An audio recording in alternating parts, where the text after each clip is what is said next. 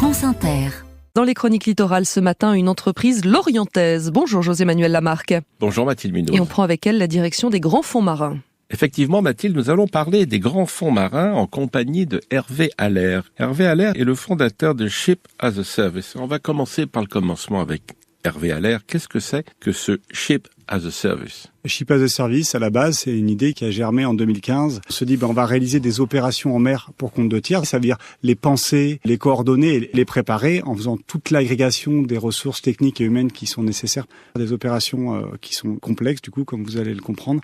C'est tout ce qui est l'exploration du milieu marin et sous-marin et toutes les recherches qui y sont associées. Le deuxième, c'est tout le soutien à la R&D, notamment en imaginant des campagnes d'essai en mer pour des industriels qui ont besoin de qualifier des équipements innovants. Et enfin, de plus en plus, tout ce qui a trait à l'inspection et aux interventions sous-marines complexes autour de structures critiques comme les éoliennes, mais surtout les câbles sous-marins. Les câbles sous-marins sont très présents dans les opérations que nous réalisons avec Ship as a Service. Et vous, Hervé Allaire, vous êtes, on va dire, entre guillemets, spécialisé dans les grands fonds marins, dans deux lieux, Lorient et Marseille. Exactement, qui sont répartis à Lorient pour pouvoir réaliser facilement des opérations en Atlantique, dans le golfe de Gascogne, etc. Et à Marseille pour toute la Méditerranée, et qui nous offre sous nos fenêtres les grands fonds, où nous sommes quasi toutes les semaines ou au moins tous les mois, selon ce que la météo nous permet de faire, pour installer des structures à plusieurs milliers de mètres de fond. Et ça fait déjà des années qu'on fait ça. Et évidemment, quand on a pris connaissance du projet France Relance 2030 et de toute l'ambition en lien avec les grands fonds marins, on s'est positionné, on a été lauréat au sein d'un consortium pour un appel à projet qui consiste à explorer et à intervenir dans les grands fonds marins. Nous, on va jusqu'à 3000 mètres à l'heure actuelle. Et l'enjeu, là, c'est d'y aller de 3 à 6000 mètres en combinant des drones, des robots et toute une logique de mission, puisque ça, c'est ça notre raison d'être. C'est la mission, c'est pas l'équipement. Et toute une logique de mission pour cartographier et pour intervenir dans ces environnements extrêmes,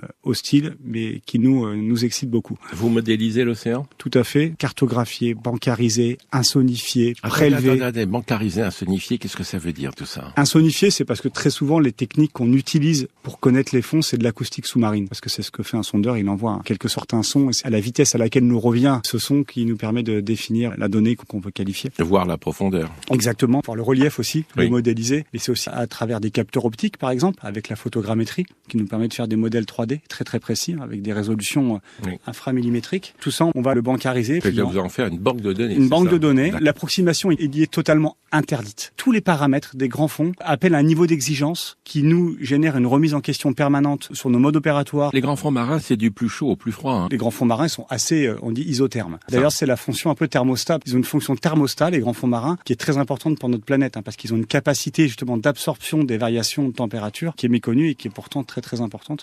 Grand fond marin, c'est plutôt 1000 mètres parce que là, de toute façon, c'est le noir absolu. Et de ce fait-là, ça a un côté abyssal. On sait juste que c'est 90% des 70% de la planète, de l'océan, et que c'est très peu connu. C'est aussi un des enjeux, justement, du projet qu'on porte d'exploration. C'est vraiment à des fins d'amélioration de la connaissance. Là, vous avez des bâtiments, des navires. Nous armons une dizaine de navires, donc des navires côtiers qu'on peut projeter facilement, et 2 navires de recherche, de mesure et d'essai, qui sont des navires hauturiers, qui sont capables de tenir leur position tout seuls et qui peuvent rester 1 mois en mer en totale autonomie et déployer des sonars, des drones, des robots, des moyens de prélèvement et intervenir, j'ai envie de dire, au coup de sifflet jusqu'à 3000 mètres de fond. Donc combien de métiers dans Ship as a Service pour les grands fonds marins qui travaillent ensemble, chacun avec leur spécialité ? Je pense qu'il est difficile de trouver une société à la fois à taille humaine et à la fois avec tant de spécialistes, informaticiens, roboticiens, chefs de projet, hydrographes, marins, capitaines, mécaniciens. Et voilà, toutes ces personnes-là, au cœur de nos savoir-faire, c'est de savoir les faire travailler ensemble pour servir un résultat, pour servir un objectif. Et que ça nous donne une efficacité, je pense, qui est assez hors du commun. Merci à vous, Hervé Allaire. Un site internet shipasaservice.fr. Sinon, on retrouve toutes les informations sur le site internet des Chroniques Littorales sur France Inter. Bonne journée, Mathilde Munoz. À vous aussi, José-Manuel Lamarque.